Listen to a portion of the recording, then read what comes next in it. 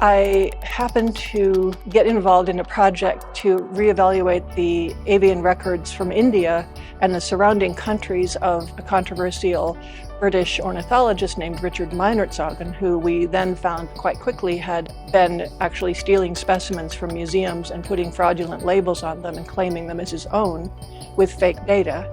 And we found evidence that he had done a lot of this. And then I came back from that trip to the Museum of Natural History in the UK and found that he had collected that 1914 specimen. And so I looked into the validity of the 1914 specimen with my colleagues, and we quickly found that it had been modified from its original condition long after its original preparation. And we documented a number of ways in which it was modified. Then I found by chance, I was looking for something else in the register of the collection and happened to find a listing for a specimen of this bird that was missing. And by that time we knew that there were only 7 specimens. So that means that any specimen that is listed but not present is a candidate for this fraudulent specimen that we knew had most likely been stolen and had been remade. And we were able to characterize the preparation style of the man who made that specimen that was now missing, because he had a few others. He'd collected three or four of them, I think. Nobody else collected more than one. And we found some very unusual characteristics of his preparation style, including a string that tied them together at the back, tied the wings together at the back that nobody else used. And we found a clipped string on the Meinertzhagen specimen in the same position. And he also would put cotton on the inside of the wing bones, which nobody else does because it's not necessary, it's just a waste of time. And we found that there was still cotton in the Meinertzhagen specimen as well. So we published a whole paper on this, showing that the Meinertzhagen specimen was really this missing specimen that was listed in this one place. And then while we were working on that, I decided to go and try to search for the bird, because it became clear to me that the places that it had been actually genuinely reported were not in the mountains, and they were not places that anyone had really searched.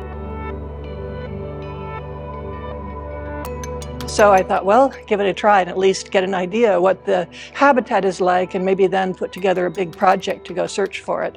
And I ended up going with a couple of other colleagues, and we spent, I think it was 12 days in the eastern part of the range, where there were 2 localities that it had been collected, and we didn't find anything. But we didn't really know how to search for it, because we didn't know if it was nocturnal or diurnal. We didn't know if what its vocalizations were like, what kind of habitat or anything, but we were just looking day and night, didn't find anything. And then we went, it took a couple days to drive to the western sites, the 2 western sites. We got there and went to the forest office, and the forest officer said, well, there's no forest left because it's all been removed now. And but we decided, well, I guess that's that, but we'll go up into the hills anyway and do some birding, because we could see that there was some forest in the hills. And then starting to get hot, and I just remember this. I was pulling out my water bottle to take a drink, and my colleague, Ben King, who's an expert Asian ornithologist, said, look at that owl. And he said it very quietly, and I dropped my bottle. We looked, and there was this bird that we knew was the forest owlet. My immediate reaction was, oh no, there's that bird, and we're not going to be able to get any proof, and it's going to fly. But it didn't fly, and I was able to get my shaky video that proved its existence. Anyway, so then it made the news because of the whole story about the Meinertzhagen stolen specimen and being able to find this bird that hadn't been reported for 113 years. It was pretty exciting to be able to rediscover that bird, and it's still very rare. There's been quite a bit of effort to try to study it by Indian ornithologists now. But now people routinely go to see it, and they get much, much, much better photos than I ever got. So.